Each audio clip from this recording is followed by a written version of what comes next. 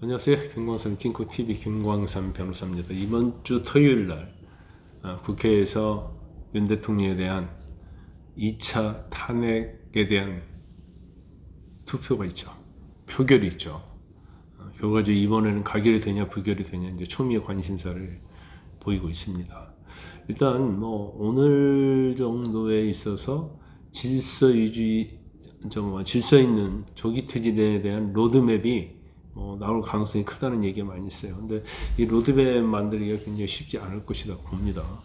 왜냐하면 일단 조기 퇴진하려고 하면 윤 대통령도 여기에 동의를 해야 하는 거고, 또 무엇보다도 조기 퇴진을 위한 그러한 로드맵에 대해서 야당이 여기에 동의하지 않을 가능성이 크다. 그러면 그때는 어떻게 할 것인가에 대한 또 헌법과 또 법률의 테두리 안에서 해야 하는데 그게 이제 가능하냐 이런 어려운 문제가 있어요. 그래서 로드맵이 나오면 저희가 이제 평가와 판단을 하겠지만 아직은 그 로드맵이 구체적으로 나오지 않았기 때문에 그 부분에 대해서는 추후에 나오면 제가 분석을 해서 여러분이 알려드릴 겁니다. 그런데 어쨌든 간에 뭐 로드맵이 나오든 안 나오든 이번 주 토요일 날은 결국 윤 대통령에 대한 탄핵 표결이 있을 수밖에 없다. 그러면 지난주에는 국민의힘에서 결국은 참여를 안 했잖아요. 불참해서 투표 불성립으로 끝났지만 이번은 그렇게 하기 어려울 것 같아요.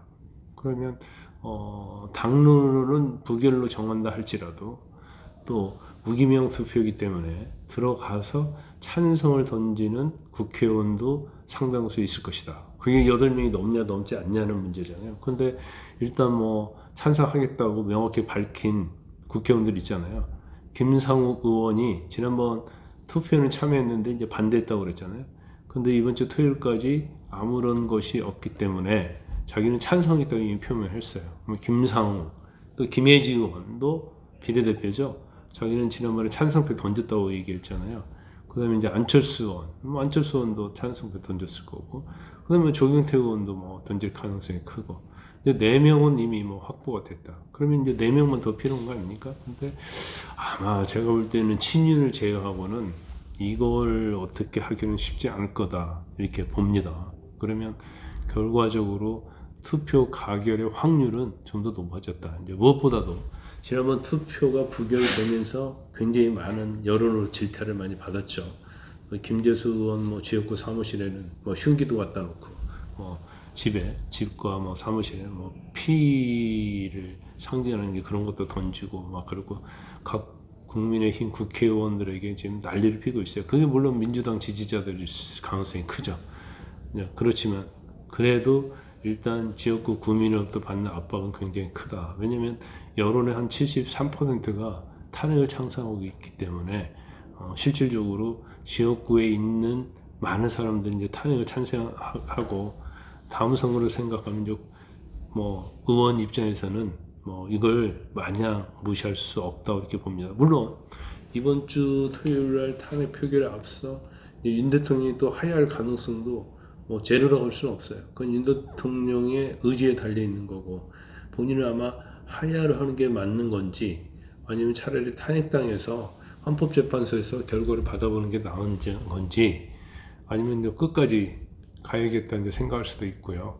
근데 탄핵과 관련해서는 이제 헌법재판소 지금 재판관이 6명밖에 되지 않아요. 그래서 탄핵으로 간다 하더라도 생각했던 것처럼 빨리 결정이 나올 가능성은 많지 않다. 노무현 때는 50일 좀 넘었잖아요. 박근혜 전 대통령 때는 90일이 좀 넘었어요. 그런데 이번에는 제가 볼 때는 100일을 넘어갈 가능성이 크다. 그러면 탄핵이 된다 하더라도 적어도 5, 6개월, 6, 7개월은 걸릴 가능성이 시간적으로는 많이 있다 이렇게 봅니다. 일단 뭐 국민의힘에서는 전국 안정 국정 지원 법령 검토 TF를 만들었어요. 이거 뭐 아주 엄청나게 깁니다. 그래서 전국 안정도 해야 하고 국정도 돌봐야 하고 또 법령도 검토해야 하고 그러니까 이 내용을 다 넣은 것 같아요. 물론 임시 가칭 TF이긴 하지만 거기에 뭐 삼선의 이양수 의원이 TF 위원장을 맡았죠.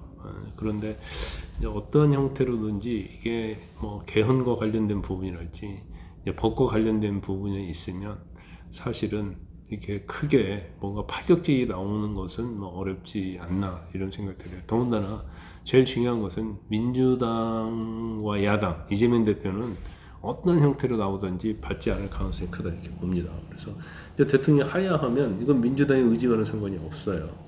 그렇지만 뭐 탄핵의 어떤 연장이랄지 임기단축 개헌이랄지 질서 유지, 질서 있는 퇴진 이런 것들은 이재명의 어떤 정치 생명이 경각에 달려 있거든요. 그래서 이제 시간과 싸움이기 때문에 민주당은 무조건 즉시 탄핵만 주장할 것이다 이렇게 봅니다. 일단 이번 주 탄핵이 가결이 될지 부결이 될지 한번 지켜봐야 할 것 같고, 만약 가결이든 부결이든 그 이후에 이제 정치 상황이 어떻게 될지는 추후에 제가 저의 생각을 말씀드리겠습니다.